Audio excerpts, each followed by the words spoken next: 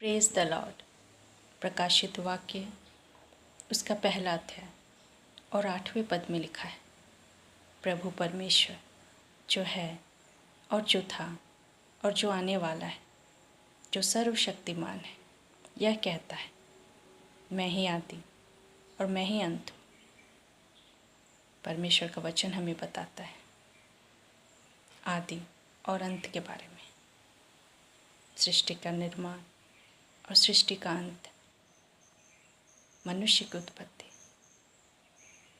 और हम कैसे परमेश्वर में अंत को प्राप्त करेंगे, वो सब कुछ पवित्र शास्त्र बाइबल में लिखा है। परमेश्वर ने मूसा पर ऐसा अनुग्रह किया कि वह अपनी आँखों से सृष्टि को, निर्माण को देख पाया।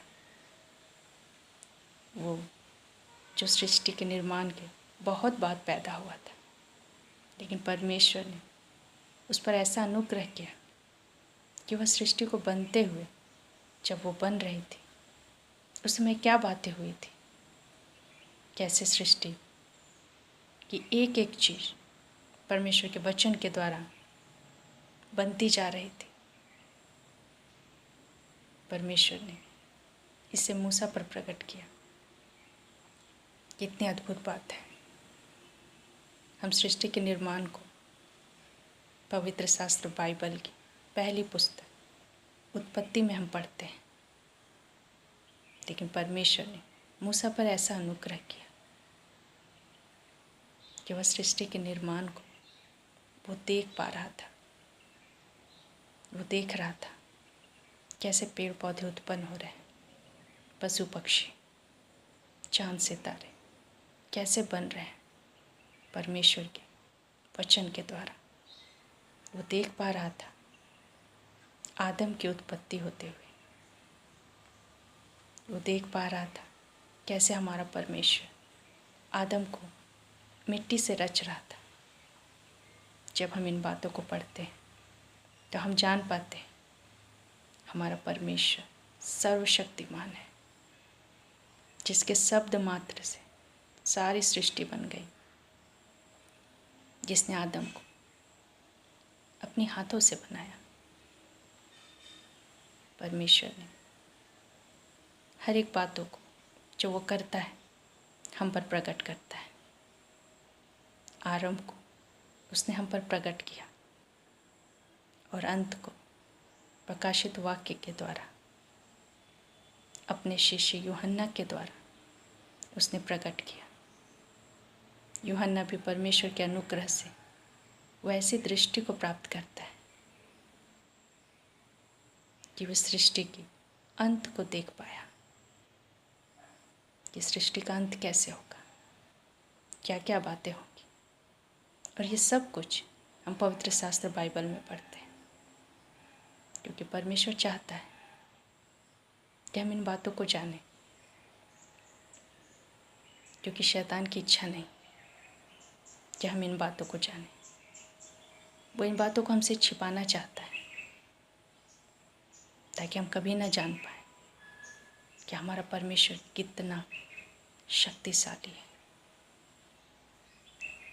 वो सर्व सामर्थ्य है,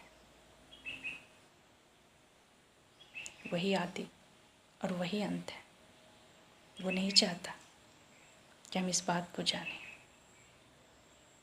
कि आरंभ में उसमें हुआ और हमारे परमेश्वर में अंत होगा,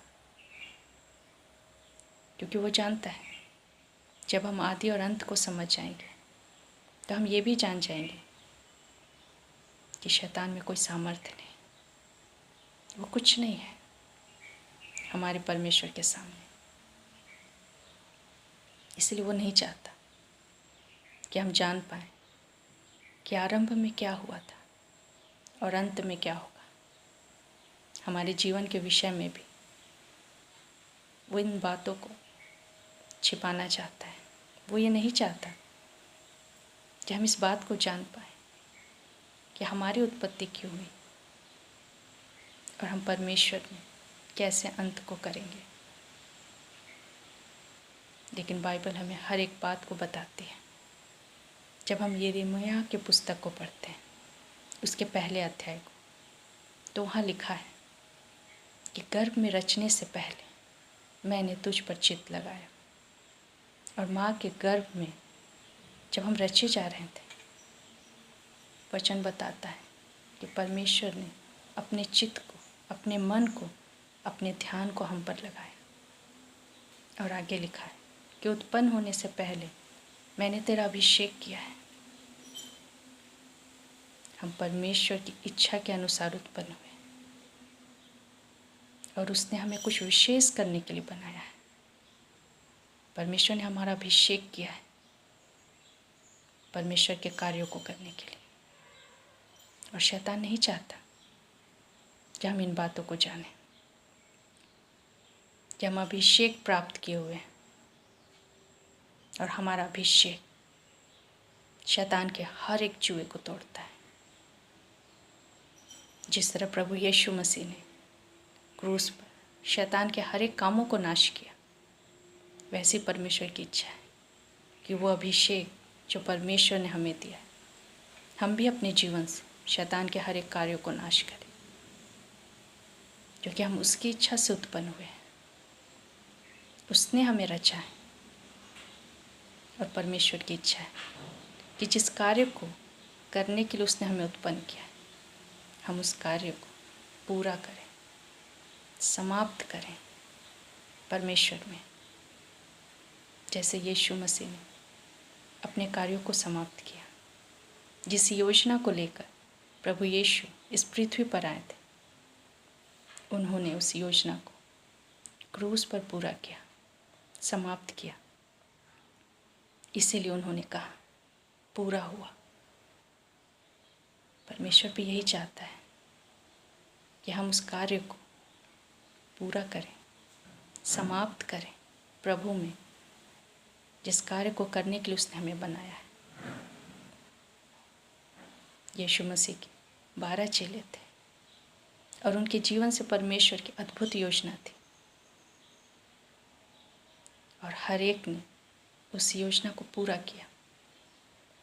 उनके जीवन में भी बहुत सारी तकलीफ़ें आई, बहुत सारी समस्याएं, बहुत सारे संकट आए, लेकिन उन्हें पता था कि हमने प्रभु यीशु मसीह में जब आरंभ किया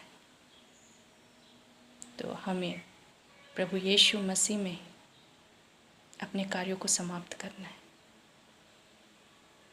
शैतान नहीं चाहता कि हम उसके कार्यों को पूरा करें, अपने प्रभु के कार्यों को पूरा करें। इसीलिए उसने यहूदा इस्करियोती के मन में कार्य किया। उसने प्रभु यीशु मसीह में आरंभ तो किया था, लेकिन प्रभु यीशु मसीह में वो अपने कामों को समाप्त नहीं कर पाया। जो योजना परमेश्वर ने उसके जीवन से रखी थी, उसे वो समाप्त नहीं कर पाया। परमेश्वर का वचन हमें बताता है कि आदि और अंत हमारा यीशु है। जो भी कार्य हम प्रभु यीशु मसीह में आरंभ करते हैं, हमें उसे प्रभु यीशु मसीह में ही समाप्त भी करना है, क्योंकि हमारे यीशु आरंभ भी है और अंत भी है। और ये अंत विनाश नहीं है, नाश नहीं है, लेकिन उस कार्य को पूरा करना है जो हमारा परमेश्वर हमें दिया है। जब परमेश्वर ने सृष्टि को बनाया तो उसकी एक योजना थी, और उस योजना को पूरा होने के लिए परमेश्वर ने बहुत सारी बातों को, आज्ञाओं को, विधियों को हमें दिया कि हम उसे मानें और उसे पूरा करें। परमेश्वर अपने दासों के द्वारा, अपने वचन के द्वारा अपने लोगों की अगुवाई करता रहा, लेकिन जब परमेश्वर के लोगों ने उसे नहीं पहचाना, उसकी आज्ञाओं पर वो नहीं चले, तब एक समय ऐसा भी आता है जब परमेश्वर बात करना बंद कर देता है। परमेश्वर का कोई वचन नहीं लोगों को मिलता है। यहाँ पर परमेश्वर बात करना बंद कर देता है लेकिन एक फिर नया आरंभ होता है। पुराने नियम की पुस्तक मलाकी में आकर ख़त्म होती है। परमेश्वर ने बात करना बंद कर दिया था, लेकिन वचन कहता है वही आदि और वही अंत है, वही आरंभ है। तो उसने फिर से यीशु मसीह में एक नया आरंभ किया। वो आज्ञाएं, विधियाँ जो हम मान नहीं पा रहे थे, प्रभु यीशु मसीह ने उन सारे कार्यों को पूरा किया। वो कार्य जो हमें करने थे, वो आज्ञाएं जो हमें माननी थी, वे विधियाँ जो हमें माननी थी, उन सब को प्रभु यीशु मसीह ने एक मनुष्य बनकर पूरा किया, ताकि वो मानव जाति का छुटकारा कर सके, उसका उद्धार कर सके। और क्रूस पर हमारे लिए दाम चुका है। जब यीशु मसीह की मृत्यु हुई तो शैतान ने यही सोचा होगा, सब खत्म हो गया, मैंने नष्ट कर दिया। लेकिन वहाँ से एक नया आरंभ होता है, जब यीशु मसीह के चेले यीशु मसीह के लिए उठ खड़े होते हैं।